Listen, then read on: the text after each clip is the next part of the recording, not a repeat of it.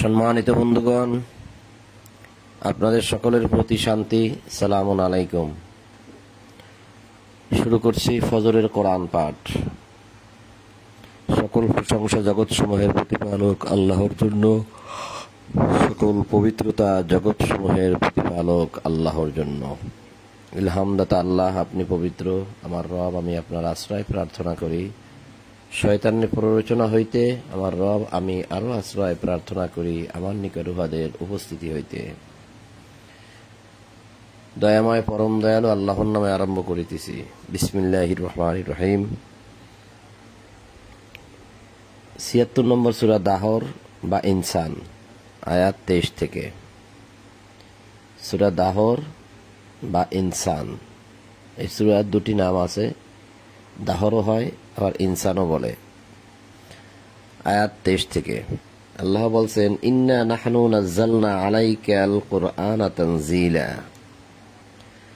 ফাসবির লিহুকমি রাব্বিকা ওয়ালা তুতি' মিনহুম আসিমান আও কাফুরা। আমি তো তোমাদের প্রতি কোরআন অবতীর্ণ করিয়াছি ক্রমে ক্রমে, সুতরাং ধৈর্যের সঙ্গে তুমি তোমার প্রতিপালকের নির্দেশের প্রতীক্ষা করো, অর্থাৎ অপেক্ষা করো, এবং উহাদের মধ্যে যে পাপী অথবা কাফের তাহার আনুগত্য করিও না। আমরা দেখতে পেলাম যে আল্লাহ বলছেন যে আমি তো তোমাদের প্রতি কোরআন অবতীর্ণ করিয়াছি। আবার ক্রমে ক্রমে মানে ধাপে ধাপে, একসাথে নয়। এই কোরআন প্রথম যখন আসে তখন ধাপে ধাপেই আসে। আর সূরা কদরে প্রমাণ হয় যে পরে সব একসাথেই দিয়ে দেওয়া হয়। তো ইন্না নাহনু নাজ্জালনা, নাহনু শব্দের অর্থ হয়েছে আমরা। তাহলে এখানে আর আমি থাকে না, যে আমরা তো তোমাদের প্রতি, নাজ্জালনা তোমাদের প্রতি, অর্থাৎ রাসূল, রাসূলের সঙ্গী সাথী এবং এই কোরআন যাদের কাছে পৌঁছে যাবে, আপনি, আমি, আমরা সবাই, সবার প্রতি এই কোরআন অবতীর্ণ করিয়াছেন আল্লাহ ক্রমে ক্রমে, ধাপে ধাপে, এক এক সময় এক এক সূরা এরকম। এরপরে বলছে সুতরাং ধৈর্যের সঙ্গে তুমি, আবার এখন তুমি বলছে, তার মানে এটা রাসূলকে নির্দিষ্ট করে বলা হচ্ছে যে সুতরাং ধৈর্যের সঙ্গে তুমি তোমার প্রতিপালকের নির্দেশের প্রতীক্ষা করো,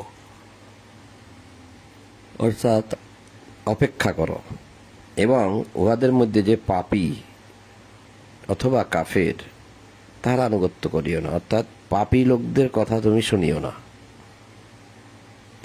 কাফের যারা অস্বীকারী, তারা তোমাকে কি বিধান দেবে কি দেবে না, কাফের যারা, তারা কি বিধান দেবে কি দেবে না, তারা যে নিয়ম নীতি তৈরি করে দেবে কি দেবে না, সেগুলো তোমার শোনার দরকার নাই। আর যে ব্যক্তি পাপী, আসিমান, তার কথাও তোমার শোনার দরকার নাই,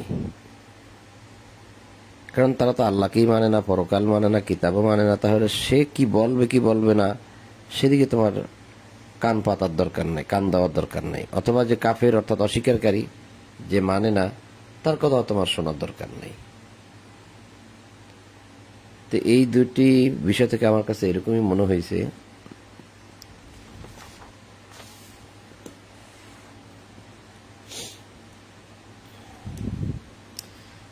তারপরে এবং তোমার প্রতিপালকের নাম স্মরণ করো সকালে ও সন্ধ্যায়। ওয়াযকুর ইসমা রাব্বিকা বুকরাতাও ওয়া আসিলা, বুকরা বিক্রণ প্রত্যুষ ভোর সকাল, ও আসিলা সন্ধ্যা। তোমার প্রতিপালকের নাম স্মরণ করো সকালে ও সন্ধ্যায়। নাম স্মরণ করতে বলছে, ইসিম, আলিফ সিন মিম, ইসিম, ইসিম অর্থ নাম, ওয়াযকুর স্মরণ করো। তো সকালে এই যে ভোর হচ্ছে, আমরা আল্লাহর নাম স্মরণ করছি, আল্লাহর কথা বারবার বলতেছি, কথায় কথায় আল্লাহ বলতেছি, রব বলতেছি, প্রতিপালক বলতেছি, এবং আল্লাহকে স্মরণ করতেছি। এবং শুরুতে বলছি, আমার রব, আমি আপনার আশ্রয় প্রার্থনা করি শয়তানের প্ররোচনা হইতে। এটাকে ডাক দিয়েছি। এই ডাকগুলো কি হয় না? ভাবতে পারেন। তো তোমার প্রতিপালকের নাম স্মরণ করো সকালে ও সন্ধ্যায়, এবং রাত্রির কিছু অংশে তাহার প্রতি সিজদা অবনত হও। অর্থাৎ রাত্রের কিছু অংশে তার আনুগত্য প্রকাশ করো। কিভাবে করবেন? রাত্রের কিছু অংশে তার আনুগত্য প্রকাশ কিভাবে করবেন? ও রাত্রির দীর্ঘ সময় তাহার পবিত্রতা ও মহিমা ঘোষণা করো। ফাসজুদ লাহু ওয়াসাব্বিহহু লাইলান তাওয়িলা। ওয়াসাব্বিহু মানে পবিত্রতা ঘোষণা করা, এখানে মহিমা শব্দটা অতিরঞ্জিত করা হয়েছে।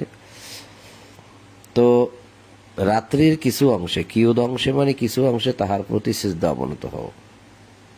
আমিনাল লাইল, রাত হতে কিছু অংশে, ফাসজুদ লাহু, সুতরাং আনুগত্য প্রকাশ করো, লাহু তারই প্রতি বা তারই জন্য। কিভাবে করবেন? খেয়াল করেন তো, গতকাল রাত্রে যারা কোরআন পড়েছেন আমাদের মধ্যে, তারা কি আনুগত্য প্রকাশ করেননি? এবং আল্লাহ যে বললেন সূরা মুজাম্মিলের 1, 2, 3, 4 আয়াতে এবং 20 নম্বর আয়াতে যে রাত্রে ওঠো, রাতের কিছু একটা সময় ওঠো, কম সময় পারো, বেশি সময় পারো, অল্প পারো, 1/3 পারো, অর্ধাংশ পারো, প্রথম অংশ পারো, ওঠো। আর আউজিদ আলাইহি রাত্তিল কোরআন তারতিলা, কোরআন আবৃত্তি করো, পাঠ করো ধীরে ধীরে, সুবিন্যস্ত ভাবে, বুঝে বুঝে।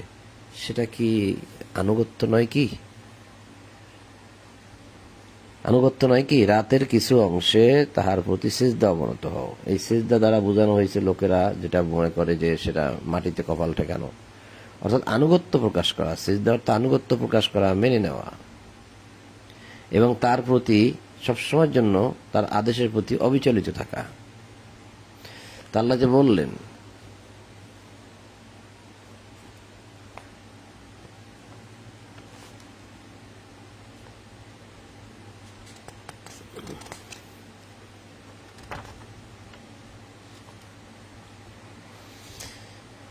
তিন নম্বর সূরা আল ইমরান আয়াত 113, তাহারা সকলে একরকম নয়, কিতাবীদের মধ্যে অবিচলিত একদল আছে, তাহারা রাত্রিকালে আল্লাহর আয়াতসমূহ তেলাওয়াত করে এবং সিজদা করে। এবং সিজদা করে এটা ভুল অনুবাদ। এবং সিজদা করে, দেখেন অহুম, এবং তাহারাই ইয়াসজুদুন সিজদা করি, সিজদাকারী আর কি, মানে তারাই আদেশ পালনকারী, আদেশ পালন করে তারাই মান্যকারী, তারাই আনুগত্য প্রকাশকারী। কিসের আনুগত্য? এই যে আয়াতিল্লাহ। তারা রাত্রিবেলা আনা আল্লাইলে, তারা রাত্রবেলা কি করে? লাইলে, রাত্রবেলা কি করে? আয়াতিল্লাহ, আল্লাহর আয়াত ইয়াতলুনা তিলাওয়াত করে। এবং কাইমাতুন, এ বিষয়ে তারা প্রতিদিনই অবিচলিত থাকে। মিন আহলিল কিতাব, এই কিতাবীদের মধ্যে উম্মাতুন, একটি দল আছে, লাইসু সাওয়া, আর যারা করে না এবং যারা করে তারা সমান নয়। ওহুম ইয়াসজুদুন, তারাই আনুগত্য প্রকাশকারী, তারাই মূলত মানে আল্লাহকে। তাহারা সকলে সমান নয়, তাহারা সকলে একরকম নয়। কিতাবীদের মধ্যে অবিচলিত, এই যে অবিচলিত, কাইমাতুন, অবিচলিত একদল আছেই। কি করে তারা? রাত্রিকালে আল্লাহর আয়াত সমূহ তেলাওয়াত করে। এবং হুম, তাহারাই আনুগত্য প্রকাশকারী।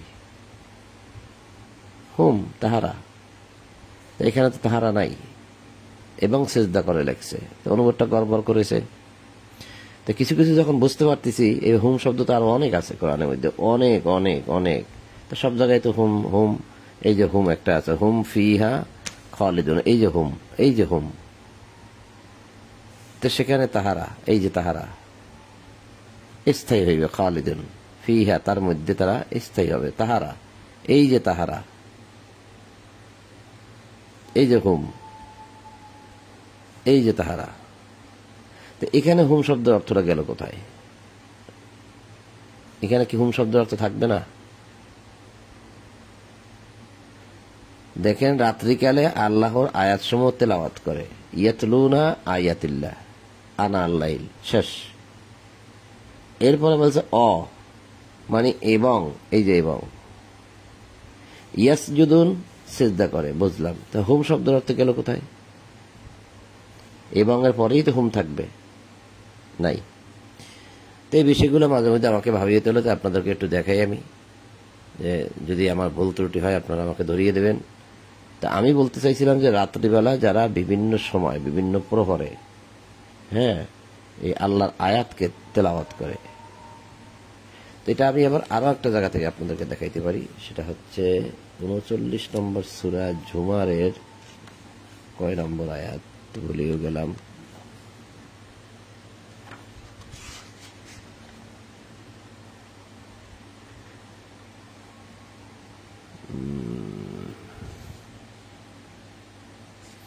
নয় নম্বর আয়াত, 39 নম্বর সূরা ঝুমার আয়াত 9। এই দেখেন, যে ব্যক্তি রাত্রির বিভিন্ন প্রহরে, রাত্রির বিভিন্ন প্রহর কি? রাত্রির বিভিন্ন সময়, প্রথম রাত্রে, মধ্যরাত্রে, শেষ রাত্রে, বা অল্প কিছু সময়, এই তো। তো যে ব্যক্তি রাতের বিভিন্ন প্রহরে সিজদা অবনত হইয়া, দাঁড়াইয়া আনুগত্য প্রকাশ করে, এই যে আনুগত্য আসলো, আখিরাতকে ভয় করে এবং তাহার প্রতিপালকের অনুগ্রহ প্রত্যাশা করে, সে কি তাহার সমান? যে তাহা করে না? বলো, যাহারা জানে এবং যাহারা জানে না, তাহারা কি সমান? বোধশক্তি সম্পন্ন লোকেরাই কেবল উপদেশ গ্রহণ করে। তাহলে এখানে দেখেন যে আম্মান হুয়া কানিতুন আনা আল্লাইল, এই যে আনা আল্লাইল কিন্তু আমরা এখন পড়ে আসছি, সাজিদাও সিজদা, কাইমান কিন্তু এখানে অবিচলিত থাকার কথা, কিন্তু এখানে দাঁড়াইয়া দিছে কাইমান। যদি আমি সেখানে যাই আবার, তাহলে আপনি দেখতে পাবেন। আমি যাই, আপনাদেরকে দেখানোর জন্য যাই।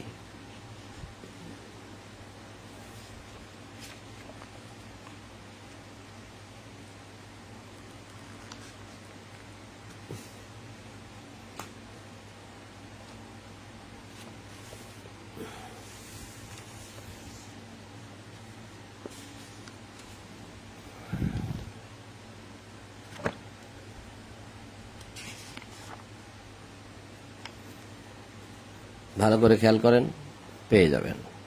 কি ছিল সেটা? এই যে কাইমাতুন, দেখা যাচ্ছে না? আল ইমরান, সূরা আল ইমরান আয়াত 113। এই দেখেন কাইমাতুন, কাইমাতুন এখানে কিন্তু অবিচলিত দিছে, অবিচলিত দিছে। এই যে আনা আল্লাইলি অহম ইয়াসজুদুন এবং সিজদা সাজিদু ইয়াতলুনা আয়াতিল্লাহ, আল্লাহর আয়াত তেলাওয়াত। আনা আল্লাইল, রাত্রবেলা। কাইমাতুন এবং অবিচলিত দিছে। ঠিক এরকম ভাবে এটা হচ্ছে 3 নম্বর সূরা। তো এবার যাচ্ছে 39 নম্বর সূরায়। দেখেন এখানেও কিন্তু আছে।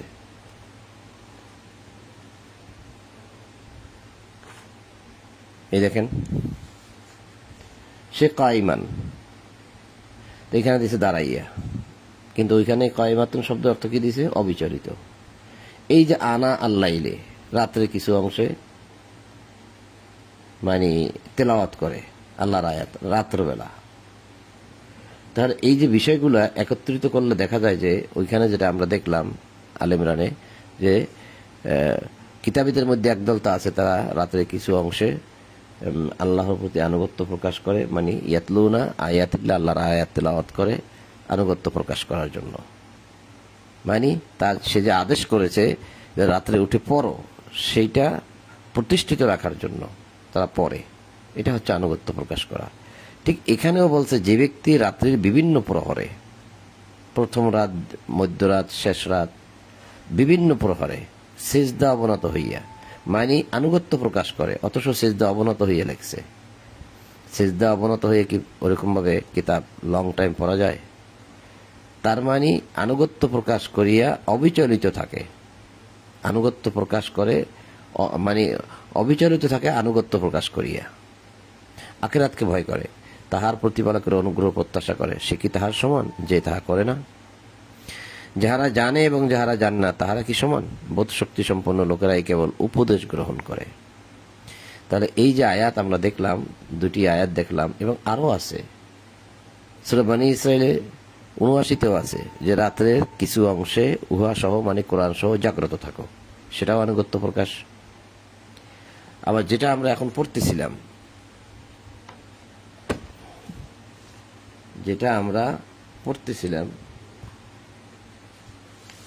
সেটা কি ছিল?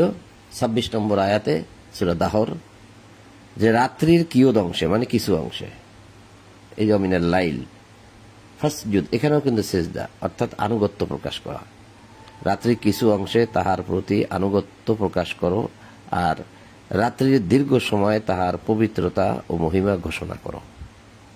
তাহলে এই যে মহিমা, পবিত্রতা ও মহিমা 2টি শব্দ দিছে এখানে, অথচ এখানে আপনার শব্দ হবে একটি, কারণ এখানে সাব্বিহু, সাব্বি মানে পবিত্রতা, আর হু মানে তার, মানে আল্লাহর পবিত্রতা ঘোষণা করো।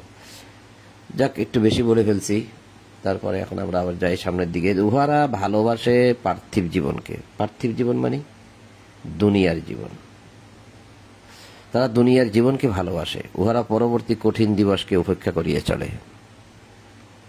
মানুষ এমন যে মানুষ এই দুনিয়া নিয়েই পাগল। দেখেন না, চতুর্দিকে তাকিয়ে দেখেন, নিজের ফ্যামিলির দিকে তাকিয়ে দেখেন, পাড়া প্রতিবেশী আত্মীয় স্বজনের দিকে তাকিয়ে দেখেন, বা দূর দূরান্ত মানুষের দিকে তাকিয়ে দেখেন, কি করে মানুষ জীবনে, এই দুনিয়ার জীবনের জন্য, আখিরাতের জন্য কি করে, তার তুলনায় কিছুই না।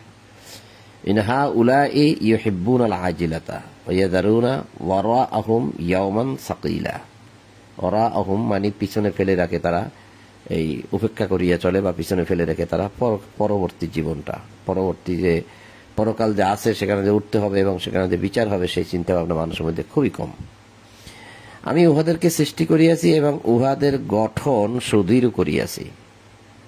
গঠন,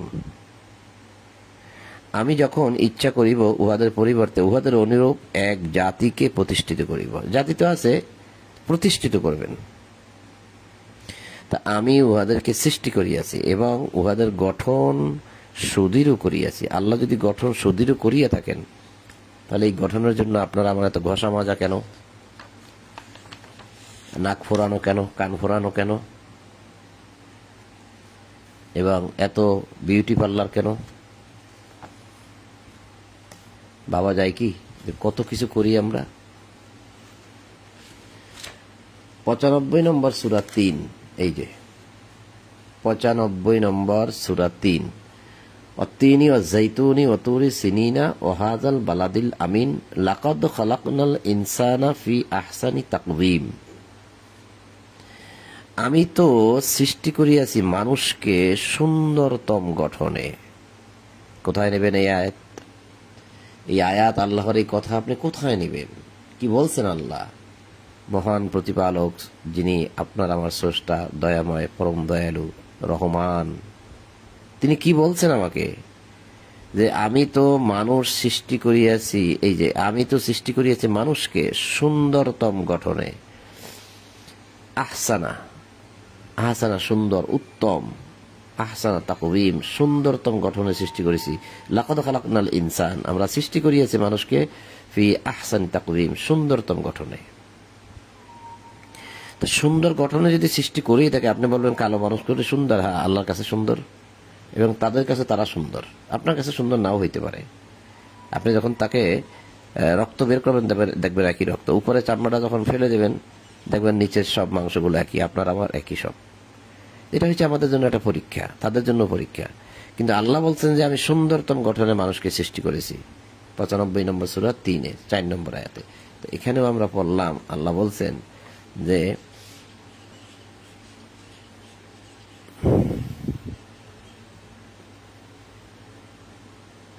আমি উহাদেরকে সৃষ্টি করিয়াছি এবং উহাদের গঠন সুদৃঢ় করিয়াছি। তো এইরকম ভাবে যখন একটা শব্দ বাক্য চলে আসে সামনে, তখন এর সাথে আরো সম্পূরক শব্দ কোথায় আছে সেগুলো আমাদের একটু মনে পড়ে যায়। সেজন্য আপনাদেরকে মাঝে মাঝে দেখাই। তো 2-3টি আয়াত দেখাইলে একটা ধারণা পাওয়া যায়, কারণ সব কথা আল্লাহ এক জায়গায় বলে নাই, এক জায়গায় বলেছে, সেই জন্য আর কি।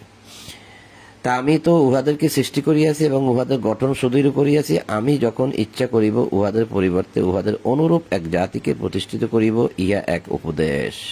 এই যে কথাগুলো আল্লাহ বললেন, আল্লাহ বলেন এগুলা উপদেশ। এই যে রাত্রির বিভিন্ন সময়, রাত্রির কিয়দ অংশে মানে কিছু অংশে তাহার প্রতি সিজদা অবনত হওয়া, রাত্রির দীর্ঘ সময় তাহার পবিত্রতা মহিমা ঘোষণা করো, যে কথাগুলো বলছে।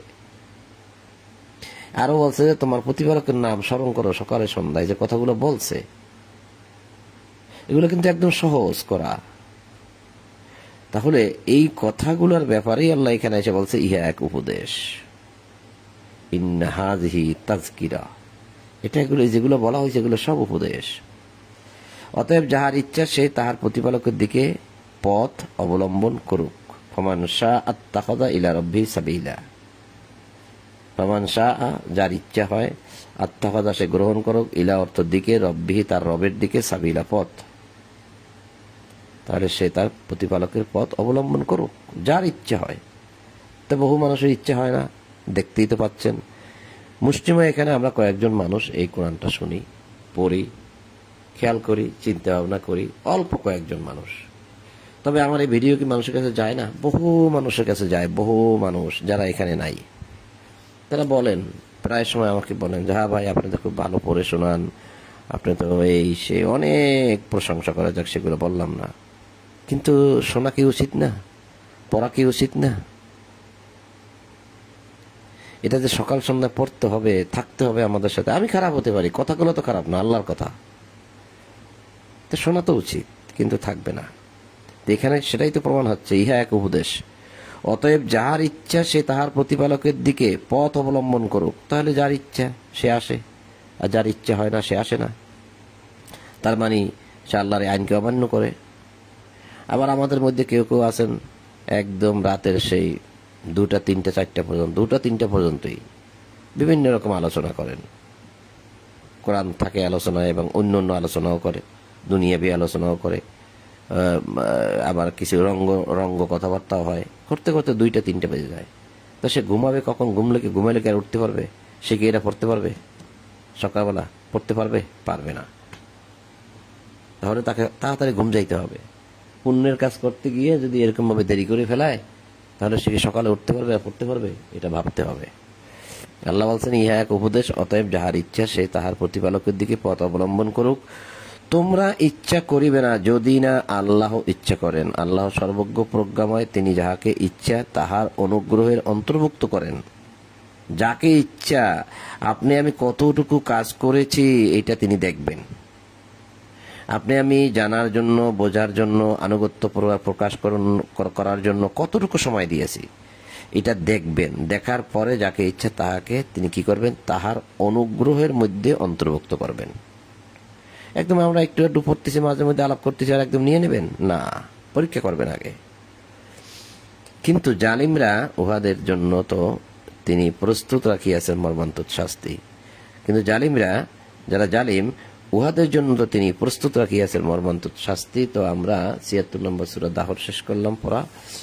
এবার ৭৭ নম্বর সূরা মুরসালাত।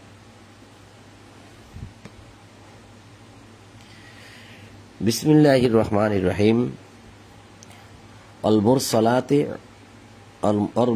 মুরসালাতি উরফান ফাল আসিফাতি আসফান ওয়ান নাশিরাতি নাশরান ফাল ফারিকাতি ফারকান ফাল মুলকিয়াতি যিকরান। আসলে এই শব্দগুলো কিন্তু ফান ফান বলে গেছি আমি। ফান ফান, এটাও ফান, এটাও ফান, এটাও রন, এটা কন, এটা রন।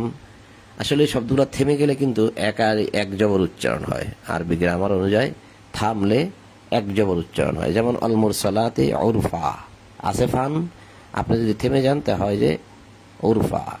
ফাল আসিফাতি আসফা, ওয়ান নাশিরাতি নাশরা, ফাল কারিয়াতি ফারকা, ফাল মুলকিয়াতি যিকরা। 5টি আয়াত পড়লাম। দয়াময় পরম দয়ালু আল্লাহর নামে শপথ, কল্যাণ স্বরূপ প্রেরিত বায়ুর। যে বায়ু কল্যাণ বয়ে আনে, অতিরিক্ত গরমের সময় একটা ঠান্ডা বাতাস চলে আসে, এবং কি এই বায়ু ছাড়া আপনি আমি বাঁচব না, তাহলে বায়ুটা কল্যাণকর। আর প্রলয়ঙ্কারী ঝটিকার। প্রলয়ঙ্কারী ঝটিকা বলতে যে বিপদগুলো আসে আমাদের, জলোচ্ছ্বাস, ঝটিকা, ওই যে আপনার দুর্যোগ, এই যে তুফান ইত্যাদি ইত্যাদি, এরকম কিছু একটা হবে। অত তো জ্ঞান তো আমাদের নাই, তো যেটুকু বুঝি আর কি। হয়তো এটা নাও হতে পারে, তবে এটা এরকমই দেখা যাচ্ছে যে বায়ুর অনেক বায়ু আছে যেগুলো খুব উড়াই নিয়ে যায় অনেক কিছু। শপথ সঞ্চালনকারী বায়ুর। আবার আসছে বায়ু, যে বায়ু সঞ্চালন করে, মেঘপুঞ্জকে এক জায়গা থেকে আরেক জায়গায় নিয়ে যায়, এবং এক বায়ু আরেক জায়গা থেকে আরেক জায়গায় যায়। আর মেঘপুঞ্জ বিচ্ছিন্নকারী বায়ুর, যা মেঘকে বিচ্ছিন্ন করে দেয়, মানে আপনার মেঘের ভারসাম্য যেটা থাকে সেটা হারিয়ে ফেলে, তখন সে বায়ু পানি পড়তে থাকে, বৃষ্টি পড়তে থাকে। এরকমভাবে আমার কাছে বুঝে আসতেছে। এবং শপথ তাহাদের যাহারা মানুষের অন্তরে পৌঁছাইয়া দেয় উপদেশ। কোথায় পৌঁছায়? অন্তরে। কি আশ্চর্য! ফাল মুলকিয়াতি যিকরা, মানুষের অন্তরের মধ্যে ফাল মুলকিয়াত যিকরা, একদম জিকির মানে উপদেশ পৌঁছাইয়া দেয়। কারা? ফেরেশতা ছাড়া কারা? এবং সূরা বাকারা ৯৭ নম্বর আয়াতেও বলা হয়েছে যে তোমার হৃদয়ে জিবরিল কোরআন পৌঁছাইয়া দেন। তাহলে মানুষের অন্তরে উপদেশ কে পৌঁছায়? ফেরেশতা। ওজোর আপত্তি রহিতকরণ ও সতর্ক করার জন্য নিশ্চয়ই তোমাদেরকে যে প্রতিশ্রুতি দেওয়া হয়েছে তাহা অবশ্যম্ভাবী, মানে অবশ্যই হবে। যখন নক্ষত্র রাজির আলো নির্বাপিত হইবে, যখন নক্ষত্র তার আলো হারিয়ে ফেলবে, মানে কিয়ামত ঘটবে, সিংহায় ফুৎকার দেওয়া হবে, আকাশ বিদীর্ণ হবে, ভেঙে চুরমার হয়ে যাবে, তখন নক্ষত্রর আলো আর থাকবে না। যখন আকাশ বিদীর্ণ হইবে, ভেঙে চুরমার হয়ে যাবে, ফুটো হয়ে যাবে, ছিদ্র হয়ে যাবে। বিদীর্ণ শব্দের অর্থ অনেক রকম হয়। এবং যখন পর্বতমালা উন্মূলিত ও বিক্ষিপ্ত হইবে, পর্বত এখন যেখানে আছে সেখান থেকে উন্মূলিত উঠে যাবে, থাকবে না যথাস্থানে, বিক্ষিপ্ত হবে, ভেঙে চুরমার হয়ে পড়তে থাকবে। এবং রাসূলগণকে নিরূপিত সময়ে উপস্থিত করা হবে, অর্থাৎ রাসূলগণকে সেই বিচার দিবসে দাঁড় করানো হবে যথাসময়ে, নির্দিষ্ট সময়ে, উপযুক্ত সময়ে, যেগুলো বলা হয়েছে সে সময়, যথাসময়ে তাদেরকে উপস্থিত করা হবে। এই সমুদায় স্থগিত রাখা হয়েছে কোন দিবসের জন্য? এখন কিন্তু সবই স্থগিত, এই যে কথাগুলো আল্লাহ বললেন, তবে এগুলো সবই একটা সময়ের জন্য, একটা দিনের জন্য এখন আপাতত স্থগিত রাখা হয়েছে। লিয়াউমিল ফাসলি, অর্থাৎ বিচার দিবসের জন্য, যেদিন লিয়াউমিল ফাসলি, ফয়সালার দিন, যেদিন ফয়সালা হবে সেদিনের জন্য সবই স্থগিত করে রাখা হয়েছে। বেশি সময় নাই, বেশি পড়বো না, অনেক বড় রূপটা।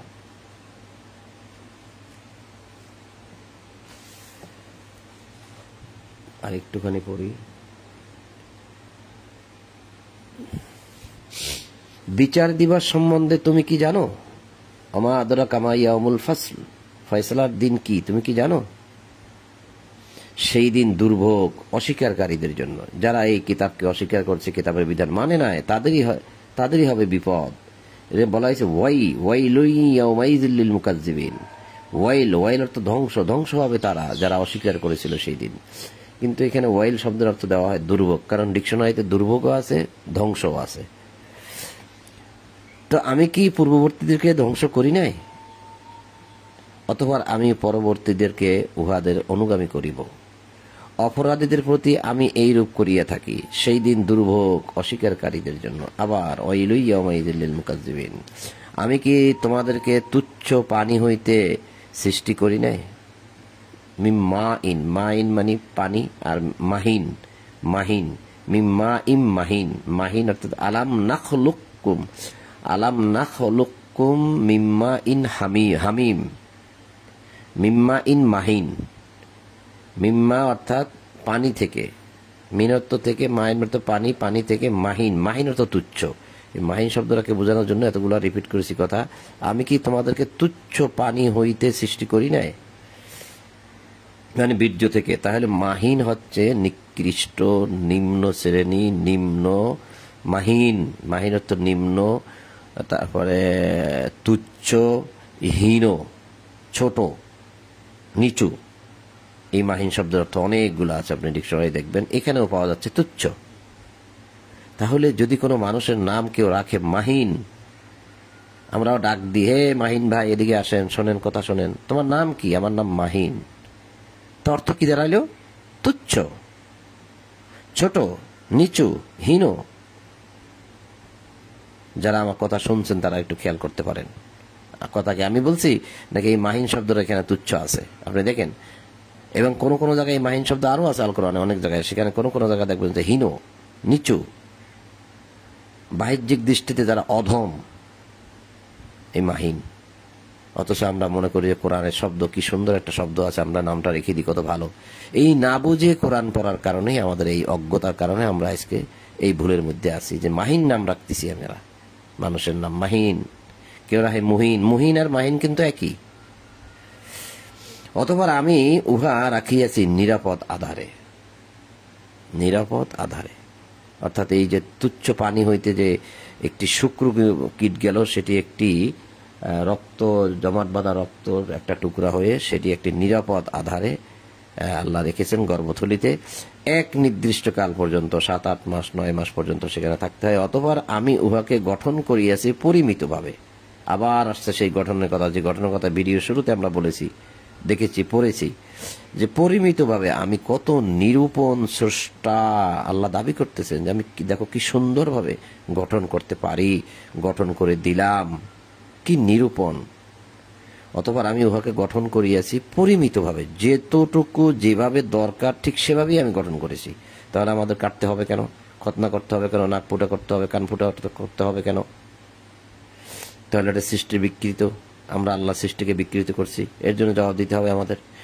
সেই দিন দুর্ভোগ অস্বীকারীদের জন্য।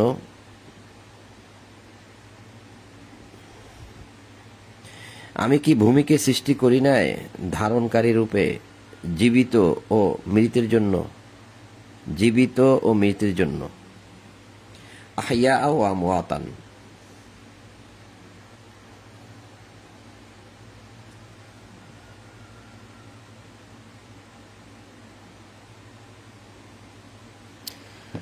আমি উহাতে স্থাপন করিয়াছি সুদীর ও উচ্চ পর্বতমালা, এবং তোমাদিগকে দিয়েছি সুপে ও পানি, মান, এই যে পানি।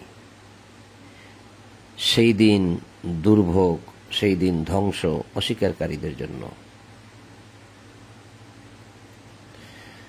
তো যেহেতু ফর্সা হয়ে গেছে, আমাদের ডিউটিতে চলে যেতে হবে, তো এই পর্যন্তই থাক, 28 পর্যন্ত থাক। ইনশাআল্লাহ পরবর্তীতে এই সূরা মুরসালাতের 29 নম্বর আয়াত থেকে ইনশাআল্লাহ পাঠ করে শোনানো হবে। তো সম্মানিত বন্ধুগণ, সূরা মুরসালাতের 28 পর্যন্ত আমরা পড়লাম। আজ আর নয়, আপনাদের সকলের প্রতি শান্তি এবং সকল প্রশংসা জগৎসমূহের প্রতিপালক আল্লাহর জন্য। এই বলে আজ ফজরের কোরআন পাঠ এখানে সমাপ্ত করতেছি। আলহামদুলিল্লাহি রাব্বিল আলামিন।